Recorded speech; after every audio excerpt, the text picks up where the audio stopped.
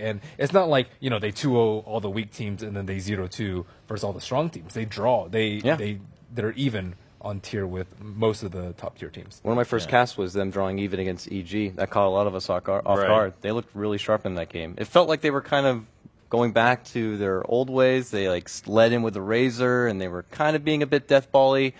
Really surprised that EG kind of got thrown off by that, and it was a nice little rematch to see from last year in the upper bracket, but they got that win, and they continue to pull out little draws, and in best of ones, there is no, second game to make a comeback.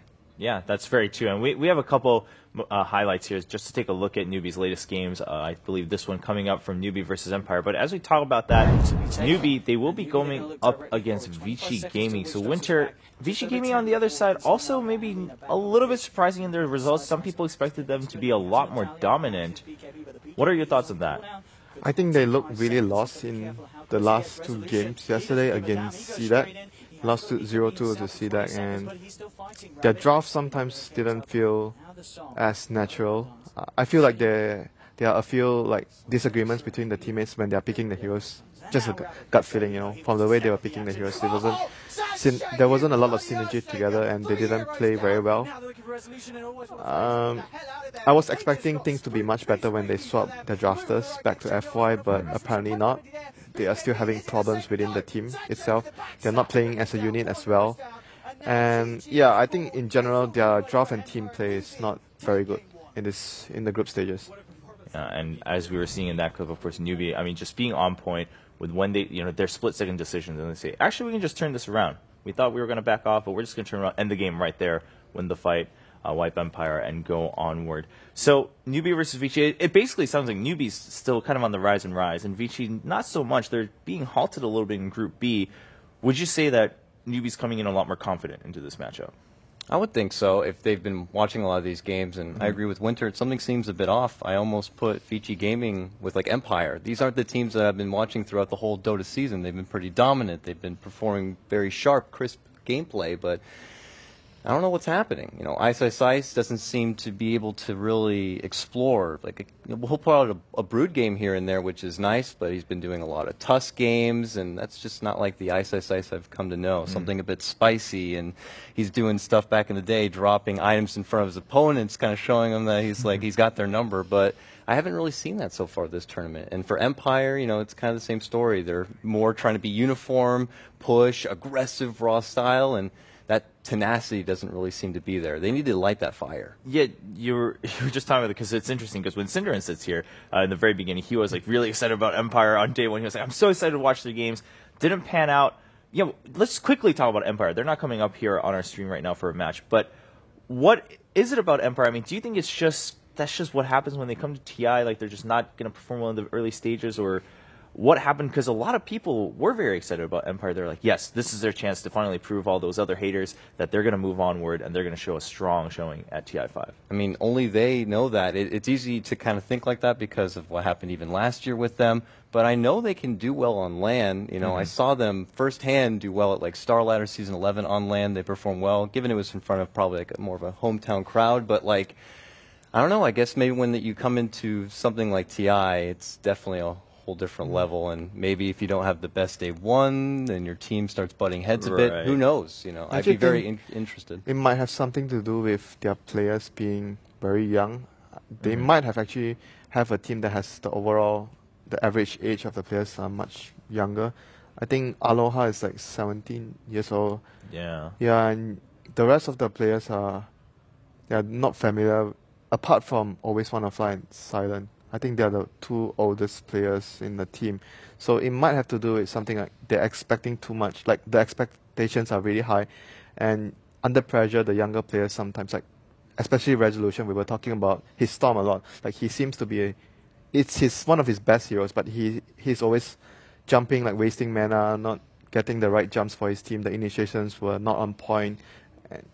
In the past few months, we actually, every time we see him play the hero, he's really confident, and every time he starts a fight, it's always going to end well for his team. But so far in the event, his Storm is, I think, by far the biggest letdown of all his heroes. All right. Well, we have a couple eyes coming back to the match now at hand. Vici Gaming going up against Newbie. We do have some moments from Vici Gaming's latest games, of course, after we saw Newbie. I mean, they had a really good showing against Empire. We'll take a look at Vici Gaming's games, how they look coming into this matchup. Now, this is against EG. It was their game 1 versus EG.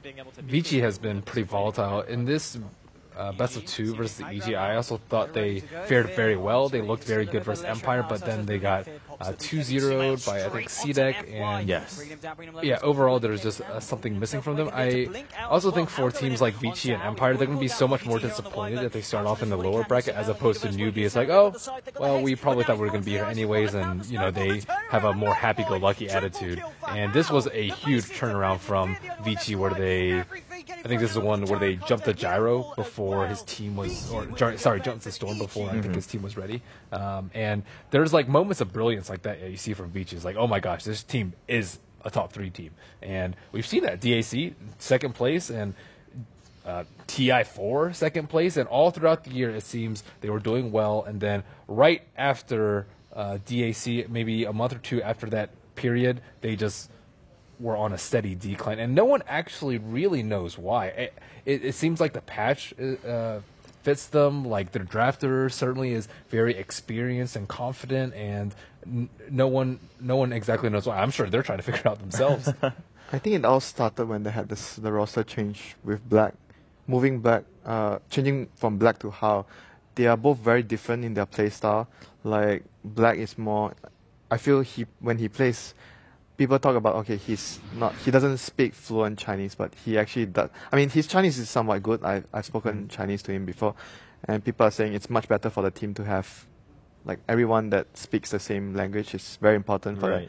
But after swapping Black for How, it seems like their team play has been deteriorating, and everything somehow hasn't been as good as compared to having Black on the team. Yeah, I mean, Dakota, what are your thoughts? I mean, do you think there's a clear reason why this is happening, or maybe it's just small things here and there that are culminating to Vici Gaming not performing as well as most people might expect? I mean, I agree with Winner. I mean, obviously, you can just kind of throw out there that maybe it was a communication difference. They brought in Hao, who I feel personally has a pretty different play style than Black does, and it's not just being able to communicate verbally, it's being able to communicate with your team through play style in the game, I imagine, as well. And they had to shift that around a bit. Maybe they're not being as innovative as they used to be. It seems like they were caught out in that series against EG. In the other game, I believe, is when EG ran that off-lane Enchantress, and they really took advantage of a team like Vici, where sometimes they could be a bit transparent. They almost baited out the Bounty Hunter in the opening round, and they built around that, so the Bounty Hunter got nothing. Literally nothing. 0 kills, 0 assists. Yeah. It's crazy. So you wouldn't expect a team like Vici to be taken advantage of like that. So that is a bit concerning. Yeah, it's weird to view them taking like the past TI's winner as their new carry as a downgrade. It's not a downgrade. It's side grade. It's just different. I view like Hao's playstyle is very similar to probably Siler, and Black is just different. He plays like Invoker and stuff in the safe lane, which we've probably never seen Hao play. And he, like, you know, his Ember, his Razors, his Anti-Mage, those sort of things. And I don't really feel like he like pushes his opponents much like Ice does, and I feel like when they have like pressure in the safe lane, pressure in the off lane, their supports are like more likely to be able to find opportunities. But it just seems like their early game is just completely lacking. FY and Fenrir aren't. I don't know if they lack the opportunity creating skills, or they're just nowhere to be found. But it just seems like their early game is not as strong as it once was. Yeah, going back to that point where he was talking about F1 and Fenrir, when with Black, they are much more, they can do their own stuff. I think the main reason, from what I can see, is because of, it might be personalities, because when Black is in the team, maybe it's like he doesn't provide as much of an opinion, he just like tries to blend in the team, whereas when they have Hao is more of a, like he wants to have more maybe control, because when he goes into the team, after a while, we saw him drafting for the team, so it might be a reasoning that he wants to incorporate some of his ideas into the team, whereas Black is more, I'll just try my best to follow your ideas and blend in, whereas Hao is more, there's something that I want to add in towards the team. Right. So that might be the issue where it's struggling for them. They're struggling to find a balance between Hao and the rest of his teammates, resulting in F1 and Fenrir not shining as much as when they were playing with Black. Yeah, that makes a lot of sense. Now, we haven't gotten to see Newbie's games too much here on the mainstream. So if we were to prime this Newbie versus Vici gaming, we're talking a little bit about Vici, maybe what their issues are, but overall, Ben, you were saying, well, the patch seems to still favor them decently enough. How do these two teams match up in playstyle? Do we have like clear priority differences, or is it really just going to come down to in-game decisions? I mean, this is a rematch of last year, Yeah. and at that time they seemed to be pretty much a mirror match, which team maybe had the better picks and was able to get that ball rolling a bit faster. Now, I don't know. I'm very curious to see if they're going to look to butt heads like they did back at TI, or if one of them is going to look to pull out something a bit different and catch their opponent off guard. It's hard to say. I think Newbie still retains a lot of elements from last year. You can see it in the way that they move around, how early they group up, and how early they take objectives together.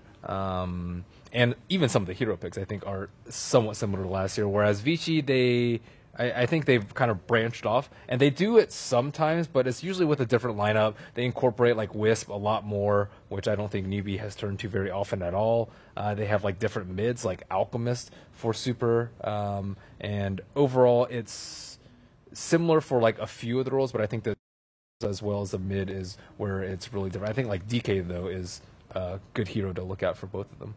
All right, Winter, what about you? Yeah, I think Dragon Knight is a hero that has been part of their success, like in the games for both of the teams. They have players that play the hero very well, and they are able to dictate play with the hero, like with the good item selections, be it going for the dagger or going for the Shadow Blade. So I think Dragon Knight is definitely a hero to watch out for. And the supports, I think, might be a little different, because I feel sometimes, if you talk about running junglers, I think there's more chance that Newbie runs a jungling hero, whereas for Vici Gaming, they are more of laning supports, be it roaming or just sitting down, protecting the core. So that's probably the difference between the supports I can see. But they haven't been running any jungling heroes as of late. So. All right. Well, we are waiting for the teams to get ready here, Newbie versus Vici Gaming. But since we have some time, we discuss this as the days progress. But Dakota, with having you here, some questions that we were surprised about throughout TI. For instance, were there any heroes that you were very surprised to see come up so often? Maybe the Ember coming into TI5? For me, it was probably Naga and her importance as a support. We got a bit of a teaser of it coming into TI, mild play maybe in qualifier. I saw a bit of it in BTS Americas, but now it's definitely in full force, especially for most of the Western teams. It's first pick, first ban priority. It's mostly because Secret and EG prioritize it so much. Just because, again, Secret and EG, they're the team that likes to delay, fight at the perfect moment. And Naga can just prevent that one, like 3-0, 4-0, that can just ruin everything. And especially with a lot of teams like running Undying and a lot of teams that like want to force your tower very early, 7 seconds does not sound like a lot, but it's a lot in the grand scheme of things. And I think that it just moves the window from like the 20-minute fight to like a 28-minute fight when Anti-Mage just has like one more item, when he has a Manta to counter the Orchid, for example. And it's just a very nice safeguard. They also play it very offensively. We've seen Naga Siren in dual lanes with Tusk in the off lane, and you would think, okay, 2 melee heroes, without like a really good snowball is decent, but like how are they supposed to do very well versus 2 range supports that might zone them out? But they're actually very tanky. They have a lot of kill potential and a lot of armor, and they can actually farm very well in the lane. You actually can't usually do 2, like a weak carry and a strong support versus those 2 heroes. So I think the flexibility in her, as well as her ability to transition in the late game, like we saw Saneko on Na'Vi with his super farm Naga Siren, it also secures your late game. Good versus BKB. I mean, the list goes on and on. Yeah, she's so flexible.